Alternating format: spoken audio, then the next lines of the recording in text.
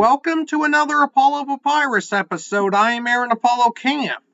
For this episode, my interview guest is the author of the book The Legacy Letters, and he is also known for some of the most innovative book signings event by any author.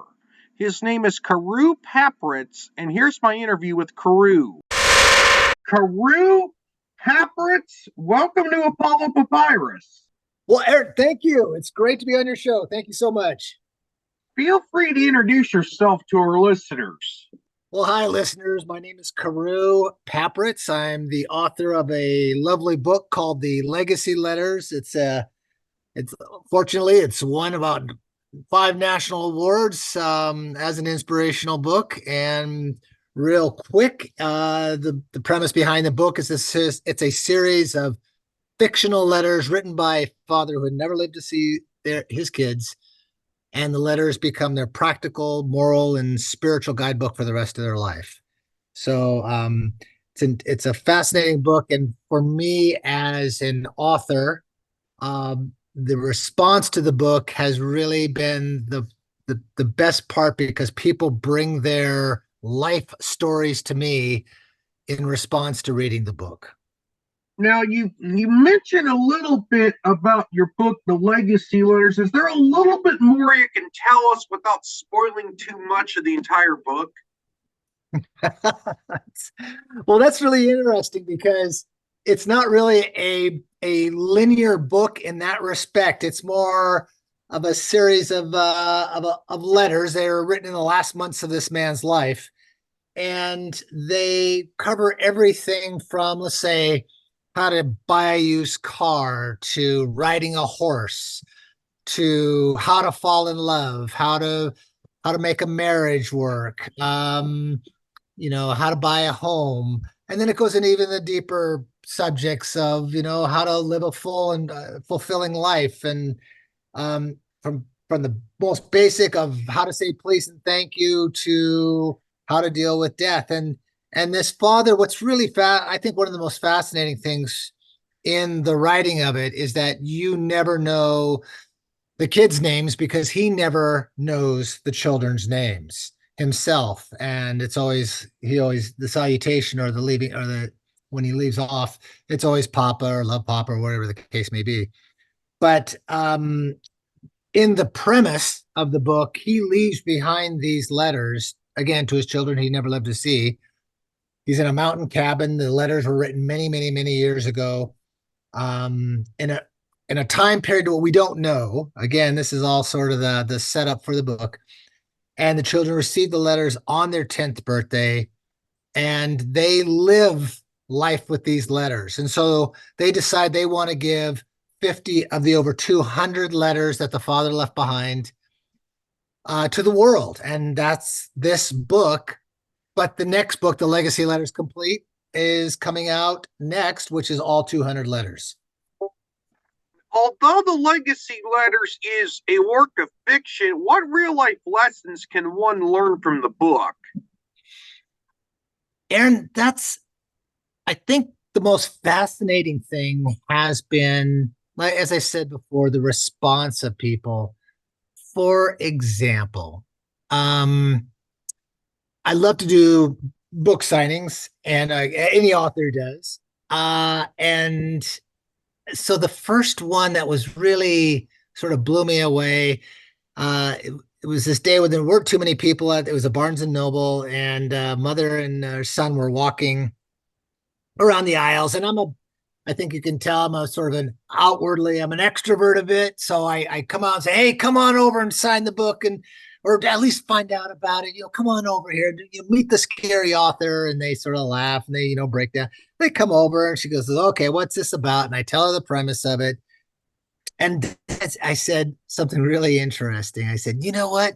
I'll tell you what, I can guarantee this book. And she goes, how do you guarantee a book? I said, I guarantee if you pick this book up and turn to any page in it, you'll turn to the next page, or I'll give you your money back. And you haven't even bought the book. And so she was sort of intrigued by it. So she picks up the book, and I said to the kid, he was on his phone, he's a teenager. And I said, yeah, you too, you pick up this book and read. So he picks it up sheepishly and starts reading it. Well, she turns a couple pages and she sets it down, and she says, I'll take 2. copies. And I'm like, oh, what? I was so shocked. And so she decides to go over. She goes over and pays for the books. And I turn to the kid and he's still reading the book. And I said to him, I said, hey, I got to ask you something. I says, what gives? He says, I didn't even think you'd continue reading the book. And he looked me straight in the eye and he said, I don't have a father. I wish the father in this book was my father. And I choked. I was like, and so what's happened ever since has been this. I'll do this at every book center, every gathering, just say, hey, open the book. And I am shocked by the response because it almost seems as if people find the very spiritual place they need to go to or the informational place. I had one guy, there's a letter in there called The Art of Work and Working, just talks about work. And this guy, he turned the book to that and he read it and he says, I'll take 5 books. I was like, what? This is nuts. This is a crazy thing. I said, why? Why is this is exactly what I do. And today I got a huge promotion and I'm just so enthralled. And I've had people burst into tears and I mean, it goes on and on and on. So this book is it's a Rorschach test of people's where they're at in their lives. And I think that's the most fascinating part of all. Is it true that the Legacy Letters has won awards in both fiction and nonfiction categories? Yes, it's true. It's so funny. I think it's as it's a big deal and it's not a big deal. And I think the thing is that there are people who thought, wow, this book is so real uh, that it's got to be nonfiction. But at the same time, I think these letters of life also lean toward that. Now, one can say, well, really, how can you split the difference and be both? Well, I think it's just that unique of a book that it could be go either way. And so I think just for the sheer fun of it, people can take it as they want. But I think the proof is in the pudding and in the words. And then when you read the book, I think you'll understand why it could have gone either way. How did you get the Legacy Letters published as a book? Was it self-published, traditionally published, or published So, via Aaron, hybrid here's an press? interesting thing. So, again, having done, having published in pre-internet era and post-internet era, having been all over the United States and abroad with various book signings and whatnot, one thing I will tell your listeners is there is independent publishing and there's self-publishing because you have independent record labels, there's independent everything else. But guess what? If you do a book on your own, you're self-published, there's still a stigma to that, interestingly enough. But when someone says, oh yeah, I published my book and I only sold 52 books. And I says, well, that sounds about right. And they said, well, why is that? Well, I said, when you think about your immediate family and friends and a couple of their friends and a couple of their family members, it equals about 52 books. I'm making that up, but give or take to a person, when you do that, that's the limit. And then after that, you have to become a publisher. You have to market your book. You have to do everything a publisher does. Now, fortunately, I had worked in the publishing industry and film industries, and I understood that. So I had an entire team. I was a publishing company. And I decided that I did not want the Legacy Letters to do what happens to a lot of books when they get picked up. Again, I've had an agent in the past who since passed away. This is back in the pre-internet days and whatnot. And the industry is such that unless your book goes viral, that funny word viral, that it will go out for about 6 to 8 weeks. They will not put any marketing money into it. They expect you to do that all now. And then that's it. That's the end of your book. All this hard effort and everything that you put into it. and they own the rights, and then you've got, remainder copies, you can do a bit whatever.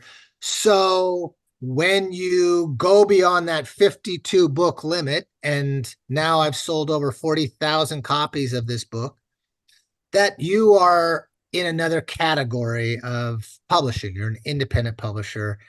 And just to let people know that it's a hard job.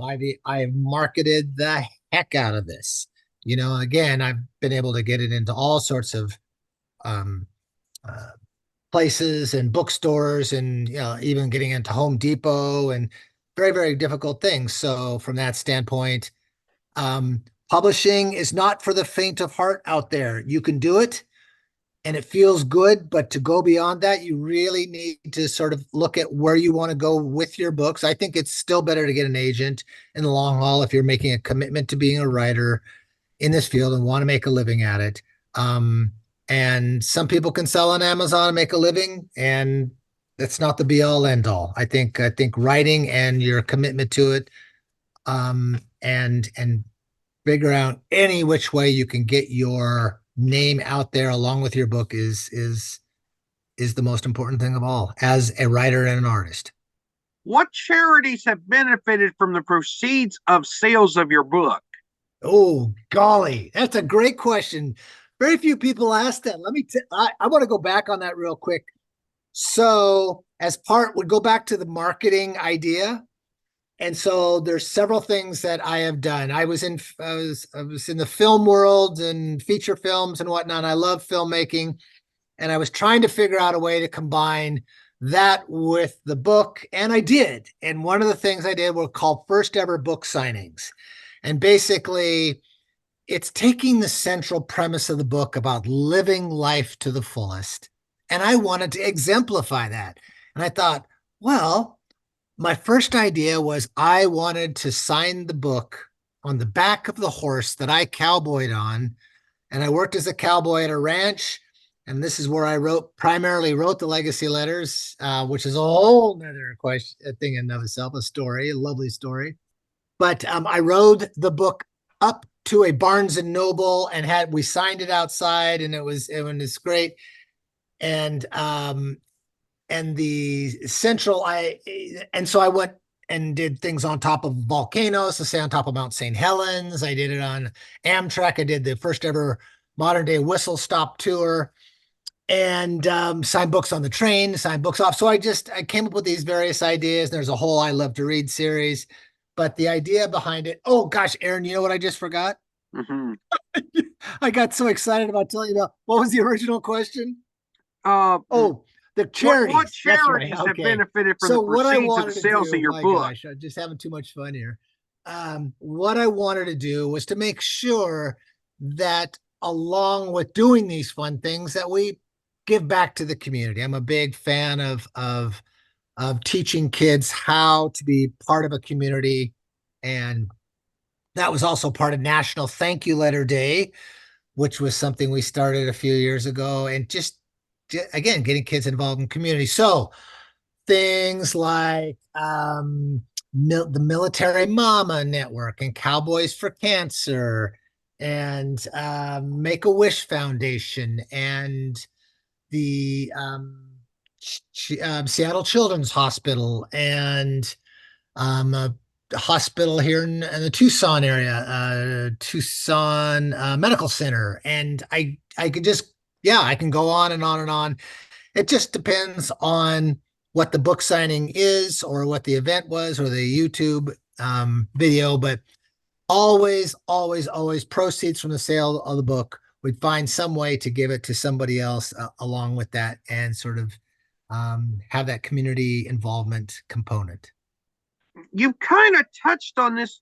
What motivates you to do book signings among other unusual locations on top of horseback? Sorry, Aaron, I didn't get the last part of that question. Could you say that again? What motivates you to do book signings in unusual locations, like on top of horses, volcanoes, and grapes? Aaron, I'm so sorry. We have a little bit of a tough connection here today. Can you say that last question, please?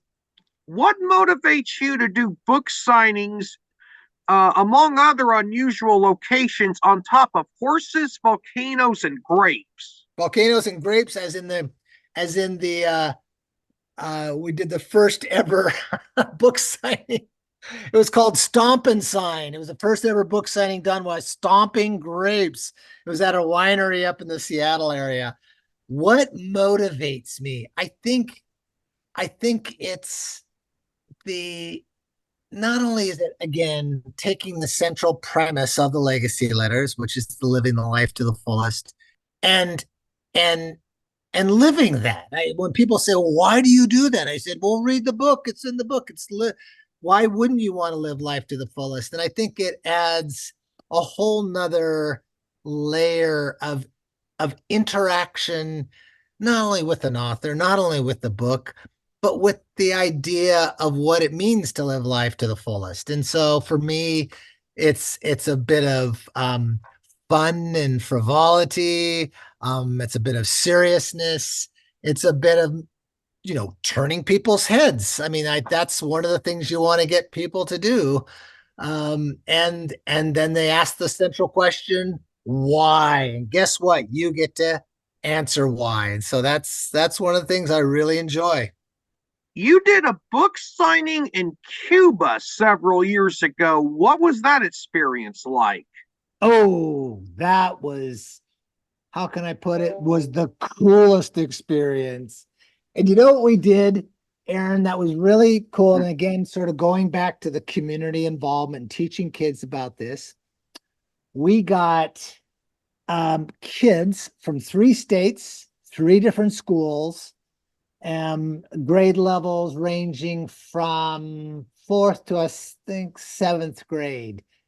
And they collected books and they wrote notes, letters to the kids in Cuba. So we were going to take these to a school in Havana. Now, what was interesting is, and so that was a success getting all those together, but getting the book signing, because again, it was another first ever book signing, the first ever book signing post Castro, by an American author. So in setting it up, it took about 9 months. And it was really interesting because, they had just opened up relations and whatnot. And I was in touch with the only person who had a bookstore there that was willing to do this. And she was very leery of getting the books because the censors would take the books, and she says, "Why are you doing this?" And it was all this stuff. So it took quite an effort to bring everything there. We did. We got the books to the local school. That was a success. They were all excited by the books. And then the book signing was something else.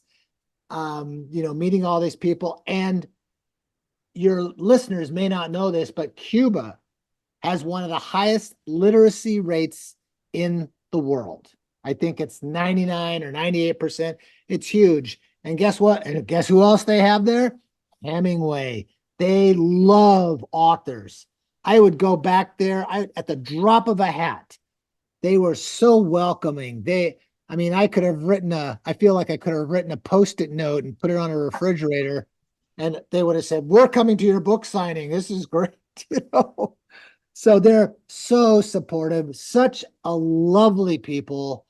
We weren't only in Havana, we got out into the countryside, and I was just so impressed with the people and just how friendly they were. And hey, there's something else really cool, Aaron. What? So when you read in the guidebooks, you hear, oh, you know, Cubans love music, and and you might even get into a situation where you're at a restaurant and you hear music play and you get in with somebody, you might end up playing music with them and all this. I'm like, oh yeah, that's what a typical guidebook would say, right? Like, oh yeah, or you read it on the internet. Yeah, oh yeah, I remember I was dancing and playing music. So the fella and his wife it was a couple private citizens that were sort of our liaisons. And when we got off the plane, they said, "Well, are you hungry?" I said, "Oh yeah." I said, "Where would you like to go?" I said, "Take us to some place where there are no tourists." And he goes, "Oh, okay, I get what you're about." So we go to this place, and it was great. And it was exactly like what we wanted. And we sat down and we talked, and there were these guys up in the bar area playing American music. And I was like, "Oh, this is cool." And they were playing on guitars and things. So we wrapped up with dinner and we go back. We're walking out, and I walk over to them, and they're playing Hotel California. And I said, "Well, this is cool." I said, where do you guys learn this?" "Oh, from listening to Radio Miami." And they said, "Well, do you play?" And I said, "Yeah, I've been playing all my, I love rock and roll, you know." So there I was picking up the guitar, playing Hotel California in Havana, Cuba with these guys. And it was the best. Oh my gosh. So yeah, the guidebooks are right. Just walk in, all of a sudden you're part of the music scene. One final question. You host an event annually called the Great Book Balloon Launch. How does that event work?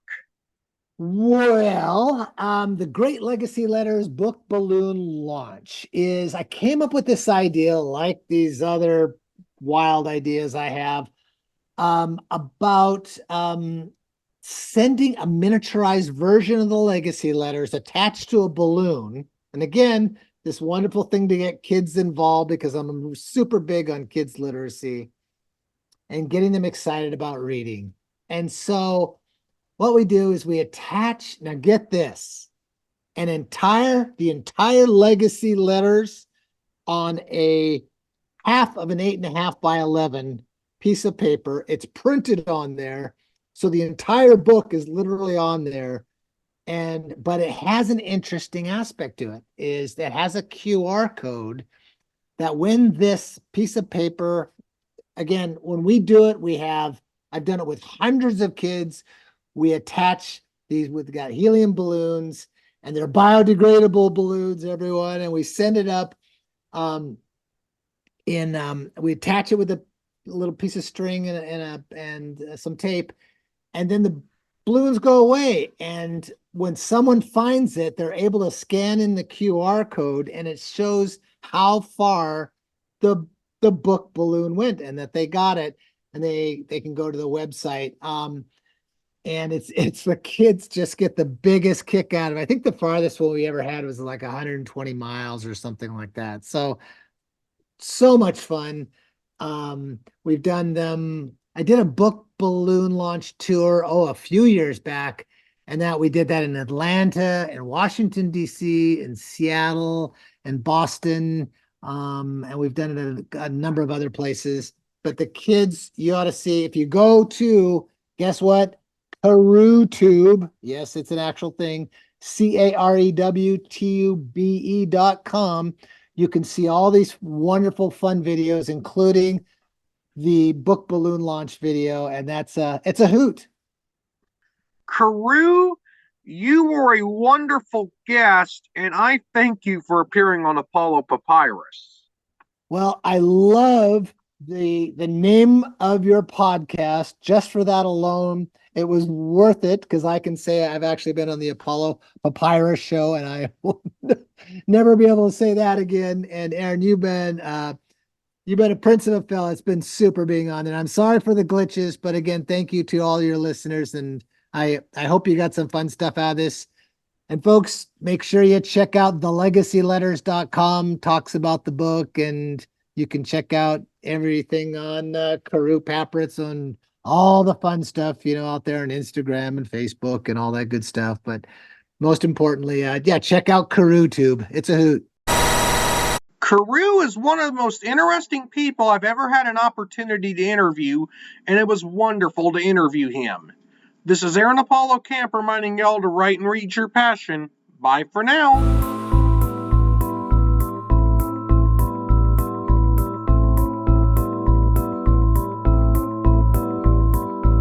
Remember to subscribe to the Apollo Papyrus YouTube channel at www.youtube.com/@Apollo Papyrus and the Apollo Papyrus Substack newsletter at apollopapyrus.substack.com. Y'all can visit the Apollo Papyrus website at campaaronapollo.witsite.com/Apollo Papyrus and follow Apollo Papyrus on Threads, Instagram, Facebook, and Tumblr at Apollo Papyrus. Copyright copyright 2024, Aaron Apollo Camp, all rights reserved. This podcast episode is intended for the private listening of our audience. Any reuse or retransmission of this episode without the express written consent of the podcast host is prohibited, except under fair use guidelines. Royalty-free music and sound effects obtained from https://www.zapsplat.com.